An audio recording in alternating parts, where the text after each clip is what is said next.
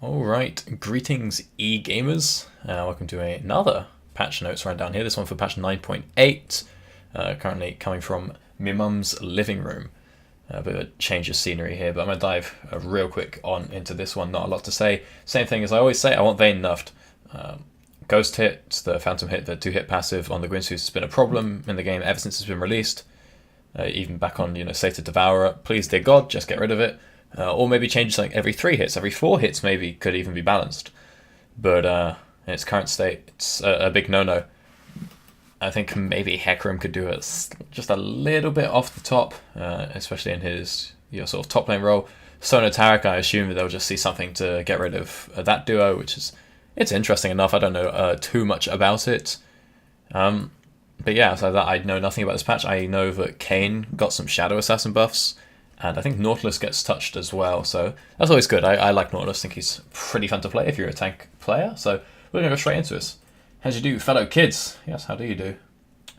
What are we doing? We've got... No, okay, there's adjustments, blah, blah, okay.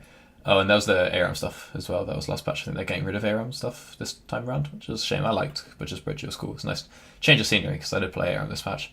Not too much, but it was enjoyable. I liked the ban as well. It was nice that you could just be like, yeah, I don't want to play versus Zoe and just never have to look at it. Alright, a Mumu buff. What's this? Passive damage increased. Sure, its passive is kind of worthless.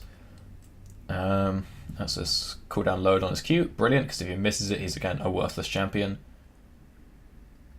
And what's this?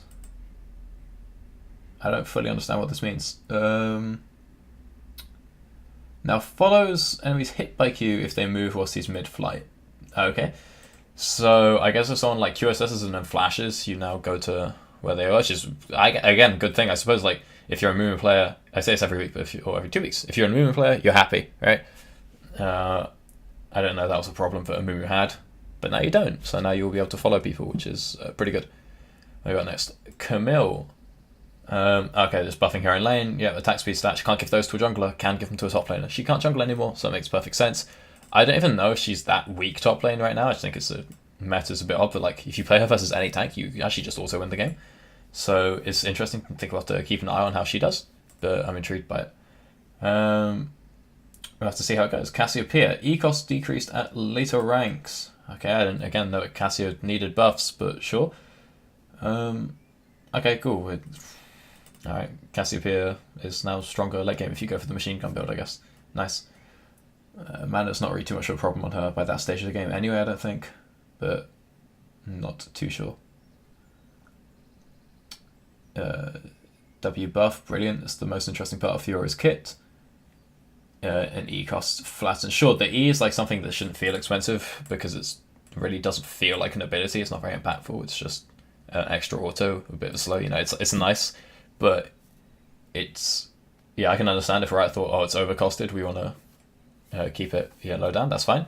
And any buffs to her W I'm okay with because it's a very skill intensive and skill expressive part of her kit, and it makes for these great situations. You think you're playing versus a Jax, something where it's, he has his stun, his counter strike, you have your W, you know that he's going to stun you at some point, but it basically comes to, just pure mind games between the two players. I think it's really interesting. So I really like buffs onto Fiora's W. No matter what the state of the champion is, if you put more power into a W, it becomes, just more impressive.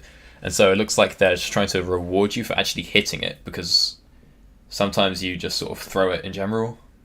As it doesn't really matter too much. You hit it, you just throw it to block stuff. But now it's like, hey, it's even more important that you actually hit someone with it, because you're going to be doing a little bit more damage. But more importantly, like a 0.5 second stun. That's a significant amount. So this is very nice. Nah, just lower the cooldown result. Fine.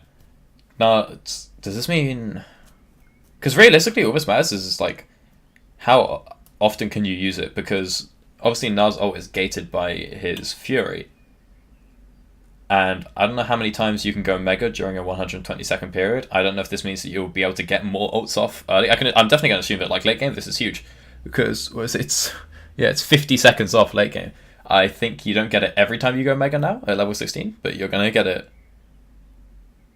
Wait, maybe you do, because if you have 40% CDR, what's that? That's like 18 seconds. No, that's bad maths. That's like 12 seconds, right? That's 40%. What's 40% CDR? It's just 3 times 4. Yeah, it's 12. Yeah, it's 12 seconds off. So it's 18 seconds. And I think he goes Mega for less time than that. It goes Mini. I'm just going to straight up look it up. Okay, so even if you have 45% CDR, you're never going to make it. He goes into his passive for, what was it? It was like, I've already forgotten, if we're being perfectly honest. It's 15 seconds. That was it. You go Mega for 15 seconds, you're only ever going to get the ult to like, I think it was 16.5 or something like that, when you go 45% CDR, so you're never going to get 2 ults in one Mega now. But you're going to get it every single time you go Mega now late game, which is huge. Very important, very big point to play around. E-trap duration increased. Trap. Recharge faster at later ranks. Our damage multiplier increased, and our tooltip corrected. Excellent. Yeah, okay, so the traps are just an extra minute on traps. Cool, traps are absolutely worthless. So putting points into them, or just giving them some extra power, it's nice. It's, why not? The only time I've ever felt impact with Jhin traps, and I highly recommend you try this, is you play Jhin Bard bot lane. You start with the traps on the Jhin. Bard starts Q, of course. You stack them all by the wall that you think the enemy bot lane is going to walk through when they come back from their leash. And they walk onto 3 or 4 traps, and then Bards stand on top of them. They lose 80% of their health. It's almost entirely useless, but it's really fun to pull off if you're duo. So, I recommend that one highly. And what we got here, just a nice little bit of extra execute damage on the ult. Okay, sure, Jhin's ult I think is fine, but you want to give him more damage. Everyone likes playing Jhin. I think Jhin is everyone's like favorite ADC, so sure. What we got? Kayle. They're changing her ascension to her R rank. Okay, cool. So yeah, Kayle is basically not too strong early, but not weak enough early. Like, she can get through lane pretty well, and that's a problem because of how insanely strong she becomes. So it looks like they want to just sort of take off some of the power of her early and just make her a more punishable champion. You compare it to something like Veigar or Vayne when she was actually in this sort of state. But these champions like, oh, you can't pick these. You have to think about before things like the hyper carries bot, Cogmore, Twitch, Jinx. It was like, okay, you're actually inting if you pick them, but if you do go late, you're going to have a great time. Those guys got their fixes, so now they're actually like playable early on. But the problem with Kayle is she's too strong early on. She's not playable. She's good. Oh, it's not good, but she doesn't int hard early enough as much as she should. So again, just nerf after nerf after nerf, getting taken off of this champion, which is fine. And ascensions are now based on Kayle's level and skill points. I don't fully understand how this works.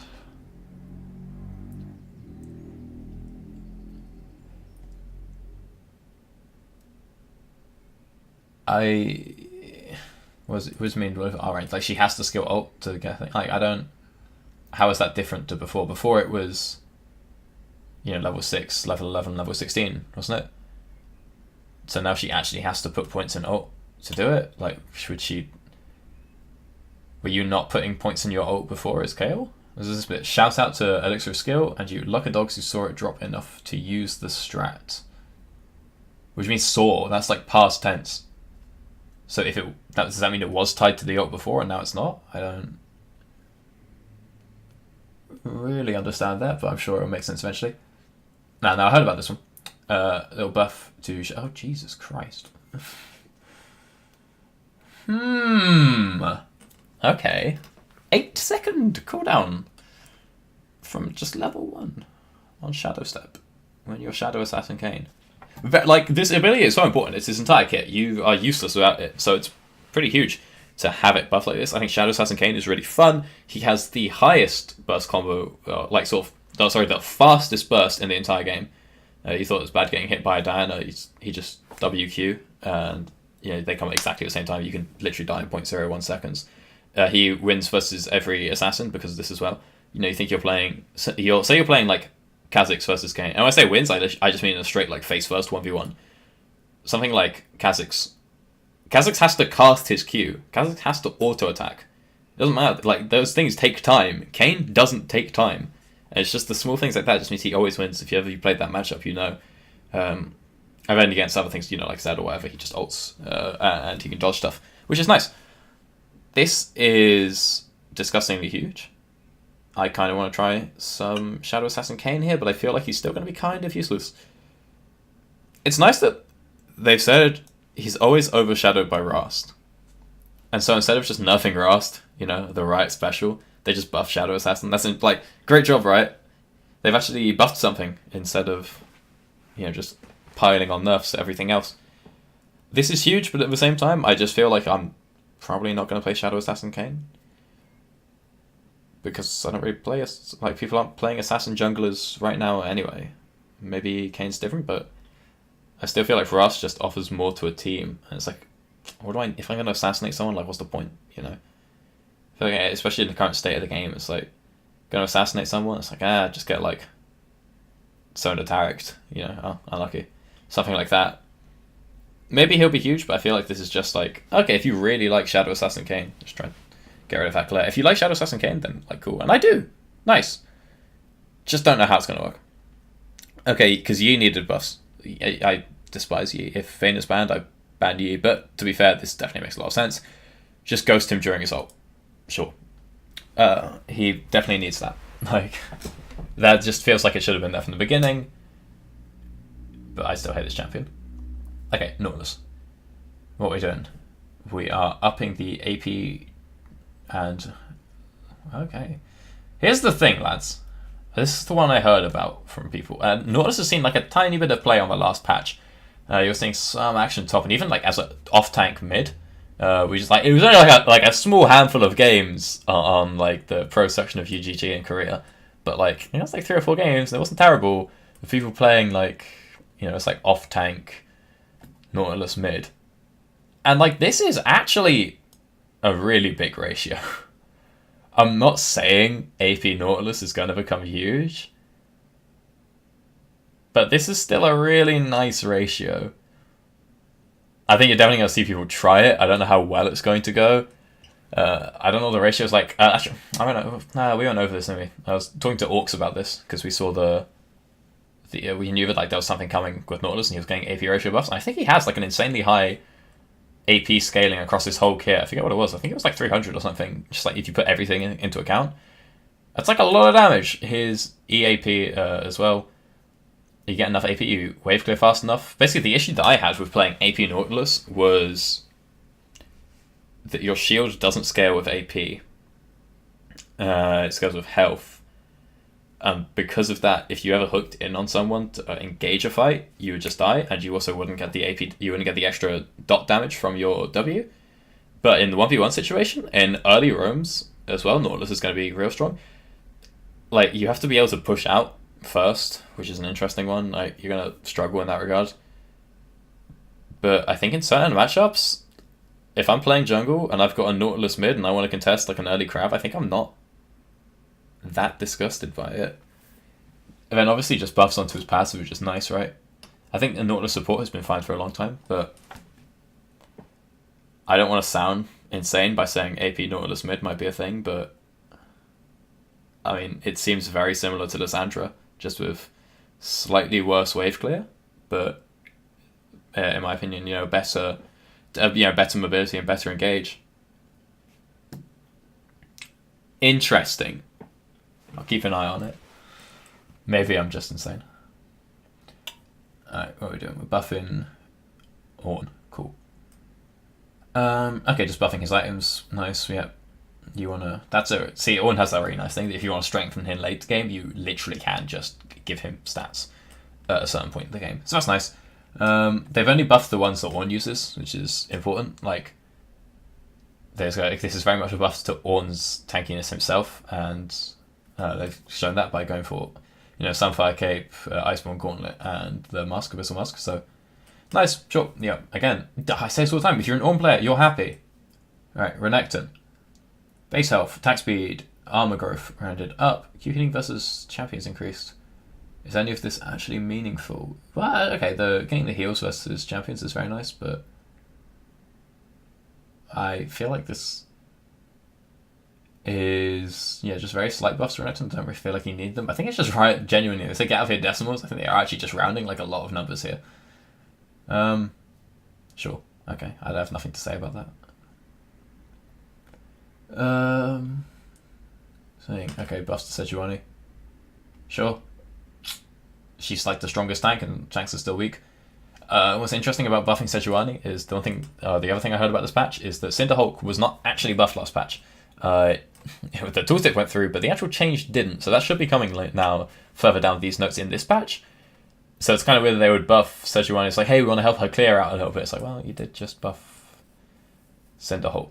And obviously you don't finish Cinderhulk for a while, but like, this is not a big boost, especially early on. But it is max health, not bonus, I suppose, so that is something to merit. It is definitely, like, you're still going to have a stronger clear level 1, so sure. I think this is the MSI patch, right? Yes, MSI. So that explains why this is a very timid patch so far. Outside of the Gnar, I think that's a really big one. But the rest of this so far has just been like, yeah, whatever. You know, kind of a boring patch. You know, the Kayn is huge, but like he's not going to be played at MSI. What you got Singed. Health regen increased. So W, why? Okay, yeah, admittedly, Singed was like the OG Duck Seal abuser back when his ult procced off of it as well for whatever reason. I mean, for, you know, lore reasons and whatnot, but buffing his W, no.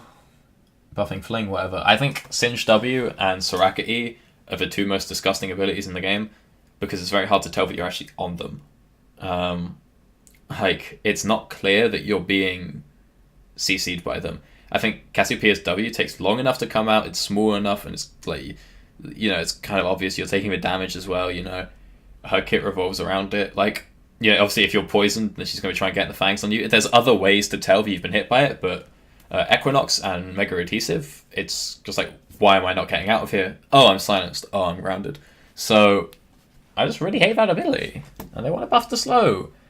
And the slow on a grounding ability is already disgusting because it feels really bad.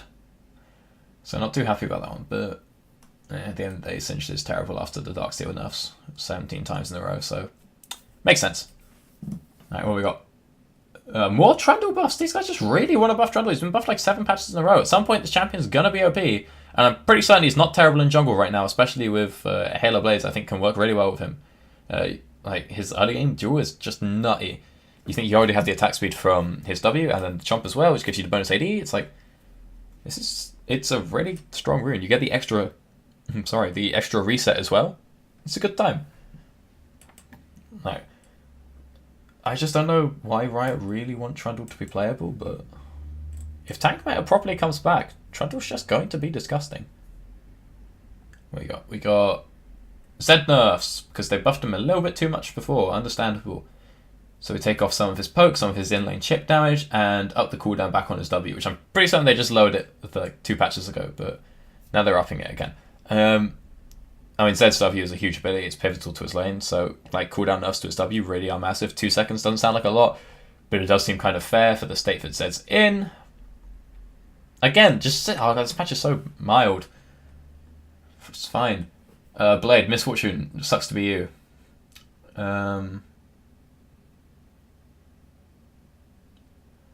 Okay, well, so well, they're just upping the price because I guess compared to other items, it's a little bit too cheap. Cutlass already feels too expensive at 1,500. I remember it used to be 1,400 or something, right? 1,600 gold for a Cutlass. That's like, that's really rough. I wonder if it's even like worth finishing. Like, I was thinking, if I'm building Blade, do I just go Cutlass and then just start building for the other? Sorry, do I just go Vamp Scepter Longsword and then just start building for the for the recurve bow? I'm not sure. Yeah, and they're just upping 100 gold onto Blade as well. So it's kind of rough, but I guess is it too out of line with other items? I'm not sure. And they are. Oh, so nothing actually changes with Gunblade. Gunblade still costs the same amount, sure. Okay, Grievous Wounds, up them. That's kind of nice, actually. The thing about Bramble Vest, again, I don't really know how to feel about this. If this is a big problem for ADCs, then sure. Sorry, I've been a bit out of the loop on this patch recently. I've just been traveling a lot. Haven't had too much time to play. But we got Bramble Vest. Yes, 2 seconds extra. This is actually really nice. The Grievous Wounds on Bramble Vest right now is kind of useless. Because they don't opt into... Oh, so you don't opt into giving them the Grievous Wounds. It's not like Morello or Executioners where you're attacking them and you're applying Grievous Wounds. They're only getting Grievous Wounds because they're attacking you. And if someone has something that heals them like over time or has like a potion or something, the 1 second on the Bramble Vest is not a lot. So adding just the extra time window on it is really nice.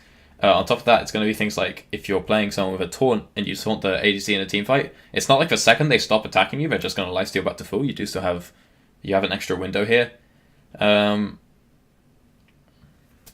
think it's nice. Obviously, Bramble Vest is still going to suffer from the same issue, but yeah, sure. I think it's good. There we go. Cinderhulk actually buffed. Cool. Great job, Jat. I think that was him behind that one. I'm not sure. We got a Stormrazor. No one is buying Stormrazor. Yes, true. So what's the thing? Energized effects are increased by even more, and they slow for a little bit longer. Sure. I feel like Stormrazor should be like, if you're playing something you've got Fleet, you've got Shiv, you've got Rapid Fire Cannon, you should be getting Stormrazor. Like it's like Infinity Edge. If you was like, oh well, I've got 3 crit items, I guess I'll get an Infinity Edge. If you've got, which isn't really how it works because you rush Infinity Edge because you're going to build the crit items, but you know what I mean. It's an item that is built around other items. Stormrazor is built around other items, and nobody buys it. So, yeah, it definitely needs some buffs in that regard. And then we've got the same buff going through onto the Thornmail. Cool. Coup de grace. Yes. Basically, nobody even cared about this part. The adaptive force. I think most people didn't know it existed. I've never once played around it in my life. So they're getting rid of it. Cool. Just a little bit of a buff to coup de grace. What's interesting enough is that someone pointed out to me the other day that last stand in like most situations is actually, if you're having a straight 1v1, you're having like a clear 1v1 fight, last stand is actually just better. I think it activates like the peak threshold is like earlier or something, and we went over it and it gives like more damage, something like that. But like last stand in 1v1s does actually win out versus coup de grace. Of course, if you have an execute already, coup de grace is going to be amazing for you. And that's just a really slight buff. I don't know, I feel like that whole bottom row is just like really boring. That's a big problem with the precision tree. You've got some cool keystones, and then you've got, well, the entire bottom row is boring. The middle row is, it's just stats, I'm not saying it's not good, but it is just stats. And now we're sort of in a position where it's like, well, you can't nerf Elasticity, like junglers need it, and like, you can't nerf the Tenacity rune because so many tanks and whatnot. That's a tank nerf, You can't get rid of these. It's really hard because you can't get rid of that line, but at the same time, it's like, why is it there? It's just raw stats, which Riot didn't want to do with the patch thing. The only one I do like is Bloodline because it gives lifesteal over the course of the game. And I like how it's different to the other two in the way that it stacks slower, so that's nice. But yeah, and then obviously in the top tree you have Presence of Mind, which I think is very strong, and Triumph, which everyone knows and loves, and makes for some really crutch plays. And I don't know what even is the other rune in that choice. You got Presence of Mind and Triumph, and then what's the other one? Is it? No, I'm thinking of Last Stand. I actually genuinely don't know what the other rune in that area is. Yikes. This probably proves it's not great. ARAM, who cares?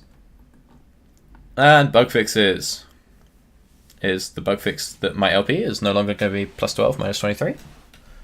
Alright. I'm looking. I'm not seeing it. Unfortunate. This sounds like it was actually an incredibly big thing, by the way. That's a very subtle place to put that Diana was accidentally dealing double damage.